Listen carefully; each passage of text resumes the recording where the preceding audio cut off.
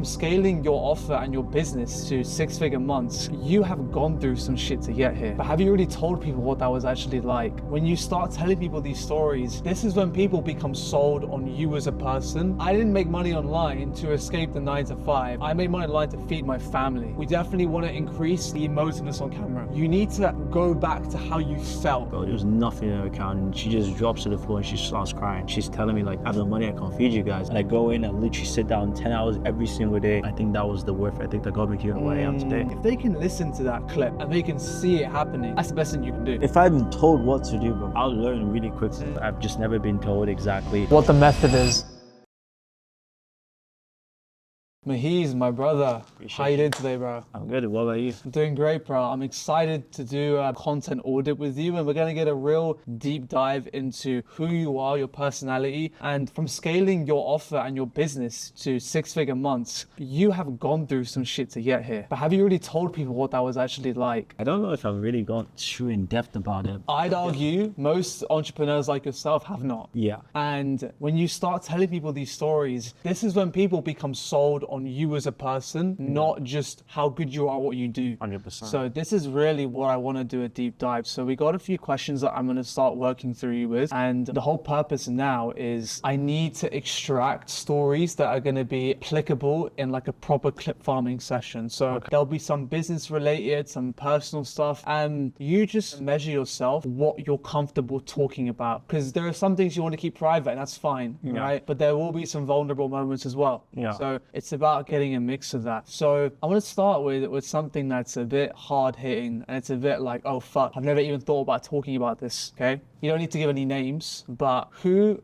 you've met in the online space was the biggest fraudster you ever met? Biggest fraudster. This is around 2024, not like 2025. So there was this guy that's charging like 10, 15 grand for like certain packages basically. And he's giving out like basically appointments at his VAs to do outbound for you. And it was just not getting people results at all. And he would charge people for a long time. And then like obviously people won't get results from the like, you know, assistance that he was giving to them. And he would just not care. And he would just keep reposting. And it got to a point where I think he had like 60% of people that he worked with, they wanted refund. Chargebacks, yeah, it was so bad. But now he's ripping it. But I was so surprised back in the day. Damn. How that was still working. Like people were paying like 10, 15 grand just for that service and getting like nothing out of it. Have you got any specific moments from people you knew who bought it? Yeah, I've had many people who buy his stuff. They hop on a call with me and they're like, hey, I need some help. And I'm just like, bro, like, you've got no money now because you kind of like over-rinsed it. And sometimes they will literally tell me, they're like, yeah, I'm just going to try to get a refund to pay you. And I was just like, bro, like do whatever you want. I'm not advertising for you to go do that. I was just so surprised that you can make that amount of money and not deliver a good service. And it kind of like switched my paradigm. Not to say that you can get away with providing shit services, because it will catch up to you. Like you just shifted my paradigm in the sense of like, maybe you don't have to be as good as people think you are to make a lot of money. And so he was making how much a month? Like 100 to like 200? 150 to 200. And he was a complete con artist. Yeah, it was crazy. Damn, okay. And did you ever confront him about it? No, I didn't confront him. I mean, don't know the guy personally. I don't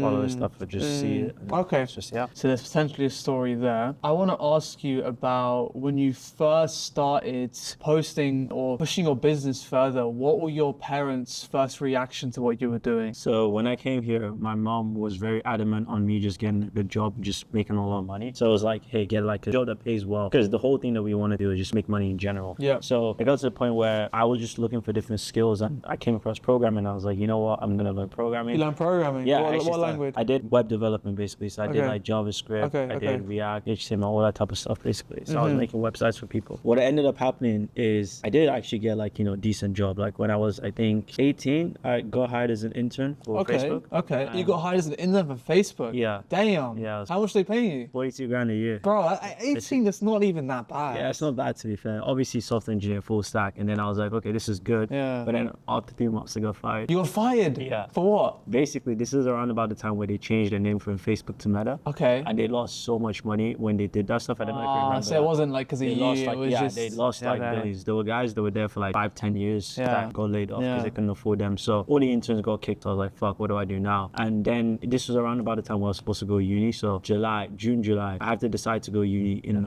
August or September. So that's like the cutoff day. You got a Facebook internship before you were even able to go uni. Yeah. Bro, you were fucking cracked.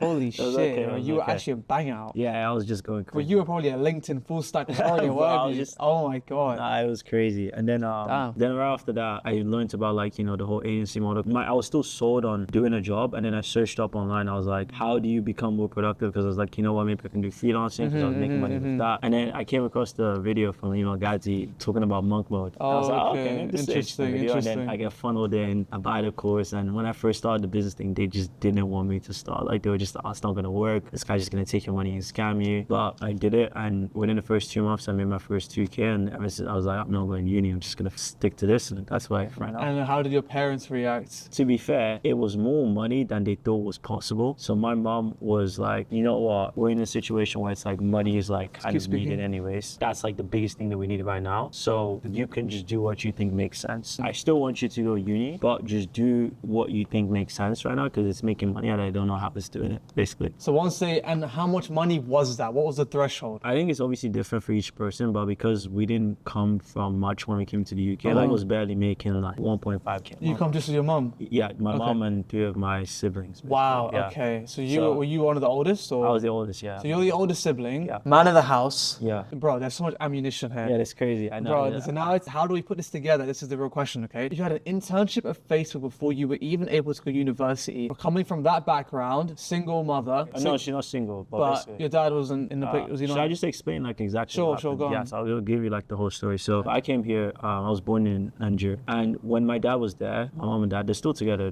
Nothing's happened with Oh, them. okay, But basically okay. what happened was my dad was actually living a decent life, being taken care of. He had a good accounting job. He was smart, like best in his class, and we were doing okay. Like we had 2 cars in Nigeria. We went to private school in Nigeria, which is kind of expensive, but my dad was really big on education. And then one day my dad just lost his job, basically. All that income that we were making before just basically started Gone. to disappear. Like he was getting paid like really well, and he couldn't get another job like that at all. And we went from like having like 2-3 cars, I had to sell one of them. We would always go to like takeaways after we get like finished school. We would stop going there, and then just started to diminish. And then it got to the point where my dad couldn't pay all 4 of our school fees together. And my dad was like, doesn't make any sense. So my mom was like, hey, what if I just take them to the UK? Because we've been there before. They've all been born there. They can become citizens.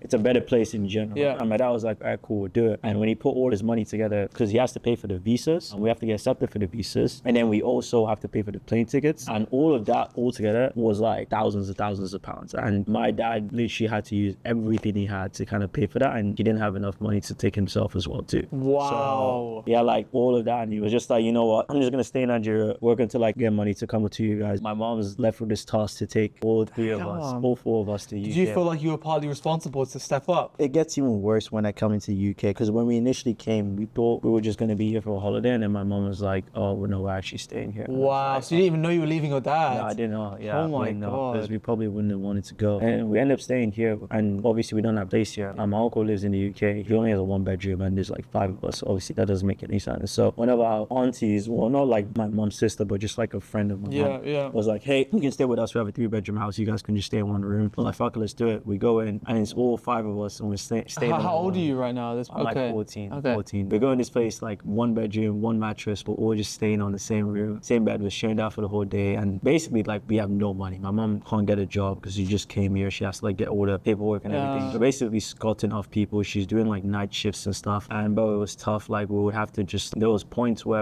it was the first 2 years that we stayed with them, and it got to the point where we were basically just the bitches at that point. Like if we did something bad, they would just be like, yeah, you guys are not getting food today, whatever, or something like that. And it just became really toxic because at the end of the day, we were staying in their house and taking up resources. So I understand. And she was just like controlling everything. I remember one time, I think this was a turning point. So I'm like, I think I'm 15 at this time. My mom was working night shifts basically, and I think one of my brother broke a plate one time by accident, and then the auntie was like, you guys are not eating today, like you guys need discipline, whatever. And the whole day she basically just didn't give us any food. She stopped us. Holy shit. I think it was like nighttime. My sister was like, hey, I'm really hungry. And my brother was saying the same thing as well too. My mom was like, all right, cool, I'm gonna try get McDonald's for you guys. Like to us, McDonald's was like, you know, luxury food at that time because it's sick. But then she goes downstairs and she sees she has no money in her account, no money in her purse. And I go downstairs because I didn't see her come upstairs after a while, and I just see her crying in the corner. I go upstairs, like, what happened? She's like, I just don't have any money, so I can't feed you guys. I just feel like shit. And then obviously she just gives us biscuits and we just call it a night. That whole day we didn't eat anything, bro. It was crazy. And I think that was the turning point. I was like, nah, I need to make money online. But this is bro.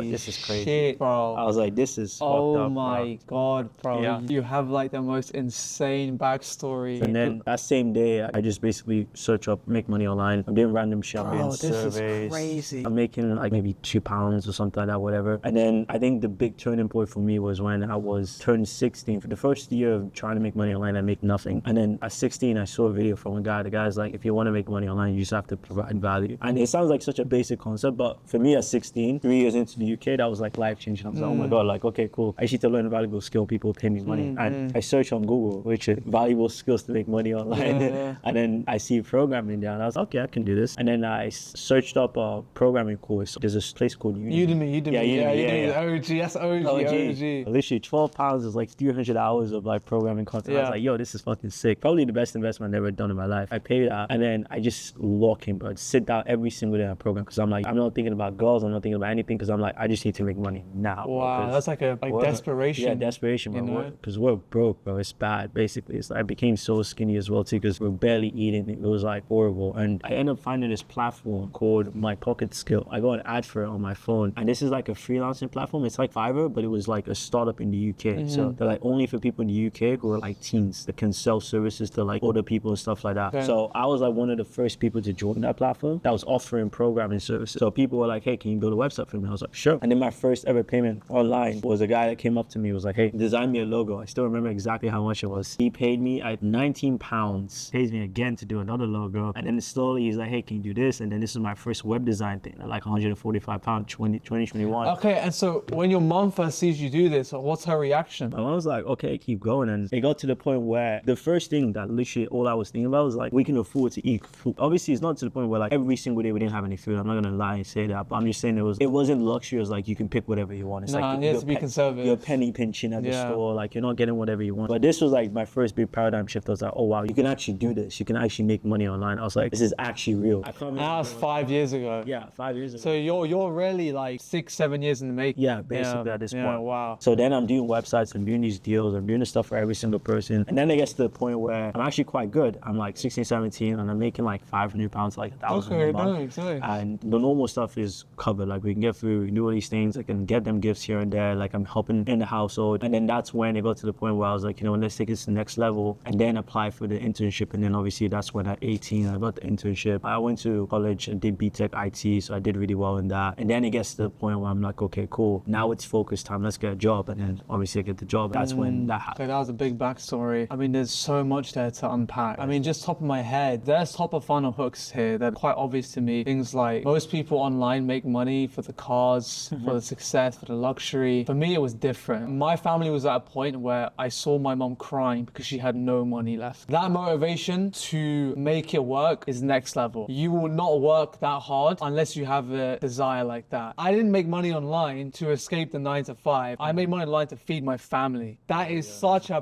powerful video, bro. And the best part is that it's all true. Like, you're not even exaggerating. Like, that's exactly what happened. My mom will eat. I can feed my brother and sisters today because I designed a logo. Bro, that's insane. And how old are you? Like 13? 14, 15. I didn't even know I had all of this That's stuff. I just sick, logged in. bro. You can I actually literally- show that little, I had you can show first that payment like on 20, screen, bro. 21. I don't even think like the other topics are even worth getting into because there's so much already here that you can talk about. So now you're obviously making money. Where's your dad now? Does he come over sometimes? Or can he... So basically, like we tried to get him a visa and Okay. they just rejected it like 2-3 times. We had to appeal it. We went to the court for it. They still rejected it. So what we're planning to do, because money's not an issue now. Yeah. What we're planning to do is we're just gonna see him in like a European country like France or something like that. Like just they're not giving him the visa. When to have you come. last seen him? I haven't seen him in 7 years. Oh 7, 8 years. my Yeah. gosh, you I haven't haven't seen seen him him since I was 13. Yeah. Wow. Yeah. They have a really good relation, me and my mom. How often do you like call your dad? So, And talking like maybe like twice a week or something. It sounds bad, but it's not really much to talk about when you you can't have even that see connection. it. It's Yeah. like, yeah, bro. Like, Damn. I haven't seen him in, it's gonna be 8 years next year, but I haven't seen him. Wow. Would you talk about that? I don't know, bro, to be honest. But it depends how you position it, though. That's the thing. I mean, let's think about it, right? So if you just talk a little bit about your story as a whole, you could do a video where like you talk about some of your biggest like motivators in Yeah. terms of why you do what you do and talk about how like your dad sacrificed everything for you to come here. Even though you have become financially successful and you're making, you know, close to 6 figures a month, if not 6 figures a month, you still haven't been able to see him in 8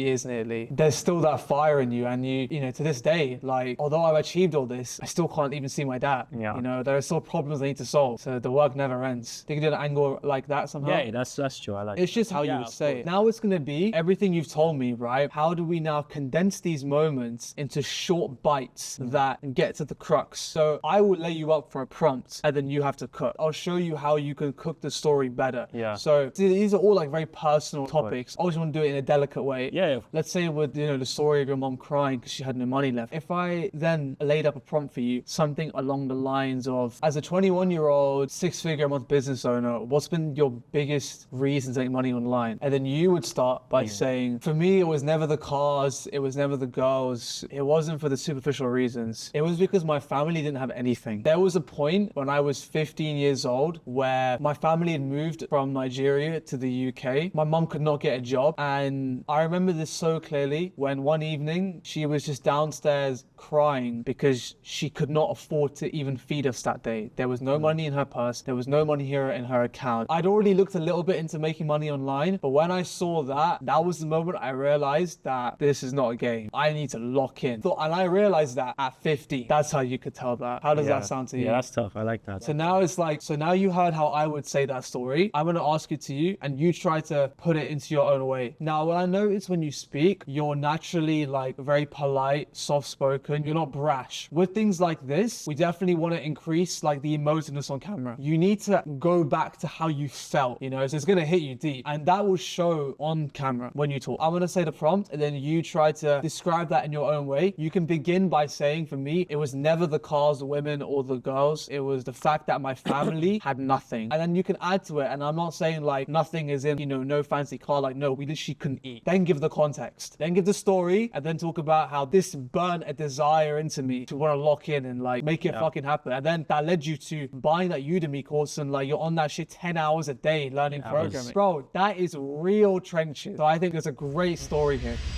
As a 21-year-old, 6-figure a month business owner, what's been your biggest motivator to make money online? Man, for me, it was never really the cars. It was never really the women. It was never really like the fancy watches, whatever, like everyone else has. For me, the biggest thing was I just need to be able to like eat, bro. Like, cause our family was in a bad situation where we couldn't afford just the basic stuff. It got to a point where there was a time where my brother did something in our auntie's house where we were staying over and we just were punished by just not getting any food that entire day. And my mom was like, okay, cool, let me see what I can do during the nighttime to get us some food. And she goes in that purse and there was like nothing, bro. There was nothing in her account and she just drops to the floor and she starts crying. And I go up to her and I'm like, hey, what's up? What's happening? And she's telling me like, I have no money, I can't feed you guys. And that was, to me, like, you can't even picture like the woman who birthed you just crying on the floor just in front of you, just looking so helpless. And I'm around 15 at this point and I'm just like, no, I need to figure something out, but I need to lock it in. I remember that day was when I started to learn a high ticket skill that could actually pay a decent amount of money. And I go in and literally sit down 10 hours every single day practicing programming to make it work. And it got to the point where I was just so obsessed with just getting out of where I was right now and I just worked way harder than anyone else could. And I think that was the worth ethic that got me here where I am today. Yeah. For your first try, that was really good. So a couple notes on how to make that better. Don't be scared to give more detail. So you said your brother did something. All my brother did was drop a plate. And because of that, my auntie refused to feed us. Like, to the point. Make it very to the point. Let's try do less like this, and then like really think about how you're going to say it. If you start talking and you notice that you're saying, and then like this happened and then like that happened, you don't want to do that, right? Because it's going to take away from the impact. When you said that your mom was on the floor crying, you said it very quickly. You didn't give the audience a moment to digest it. Bro, that's a big deal, right? And you just said like, my mother was on the floor crying. You have to give it like the impact that it you have to give it the pause that it deserves. Yep. So let's try one more time. I want you to just be a little bit more direct with your language. Okay. So at the beginning, you were like, the reason was never for like what other people think. Like, just say, for me, it was never the women, it was never the cars, it was never the luxury lifestyle. That's all you got to say. You don't need to say like compare it to other people. My point here is every single sentence you say is direct and it adds, right? And consciously try to use zero filler. So if that means when you speak, you actually stop after your sentence, then you think about the next sentence, then do that. Because in post, we're just going to cut, doesn't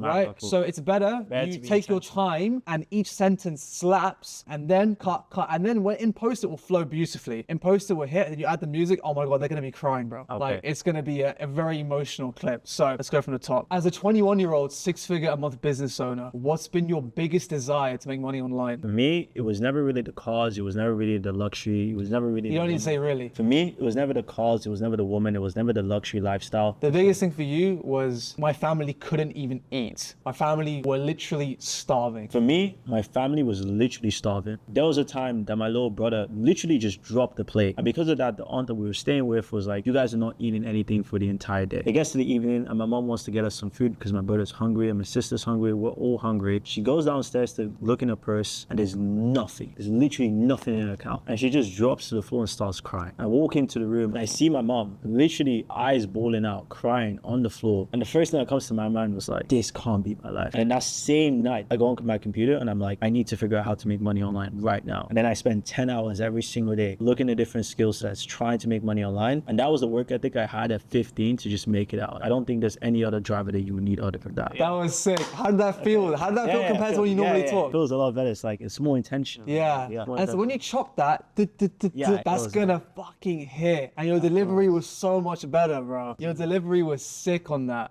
So if you just apply that same framework to your other stories in your life, you're gonna see just a drastic improvement on your own ability on camera. The editors can only edit what you give them. When you cook like that, they're gonna have real ammunition. We'll do one more quick story because we spent a lot of time on that one. That's a very important story, bro. Even if you just get that clip out, I want you to think a little bit about some of your achievements in business over the years. And I want you to think of the most emotionally significant event. Like what comes to mind immediately? Biggest moment for me is when I signed my first 2K month client. What happens is I'm doing cold DMs every single day, 30 to 40 DMs without any sort of fail. And I get a call that gets booked in and this guy hops on the call. Basically super cold. He's not super interested in what we're trying to do. And I sit down with him for over like an hour and a half. I tell him my story. I tell him everything. The guy's like, hey, I trust you. How much is, and I'm literally trembling before I tell him the price. I'm like, fuck, like he might leave because it's like my second or third ever call. And I tell him it's like 2K a month. Thinks to himself. And he's like, can we do 1,500? And I was like, and then I doubled down again. I'm like, I'm still shaking. I'm like, no, 2K is usually what we charge for the service. I'm stuttering as I'm saying it. The guy was like, okay, it's fine. Send me the link. And he pays on the call. I actually leave the call. I'm crying in tears because I see it on my Stripe account and I keep refreshing. I'm like, no way, this payment is actually real. I'm refreshing it. And then I'm like, I think that was the moment where I was like, if I can just do this 10 times, 20 times, every single month, never have to worry about money again. Imagine I send 150 messages every day, 200 messages, 300 messages. How many sales calls can I get? And then I was just like, I'm going to keep doing this over and over again. Yeah. You added a really good detail. What makes your stories really good is the extra detail. Because the more detail you give, the more I can actually visualize it. So the fact that you said, and I was actually stuttering as I was saying, like, that's good. That's really good. Like any detail like that you can add just makes it feel like if they can listen to that clip and they can see it happening, because you're not going to have B-roll for it, of right? Course. So they can see it with how you describe it. That's the best thing you can do. I could see the emotion when you went through that story. I remember that so vividly, bro. Because I was literally like trembling. It was so bad. And let's do the opposite. The most emotionally negative memory from your business life. The worst moment in business you've ever had. Worst moment is January 2023. I hit a month where I did 7K a month. And this was in December. And we had a bunch of people lined up in January saying that, yeah,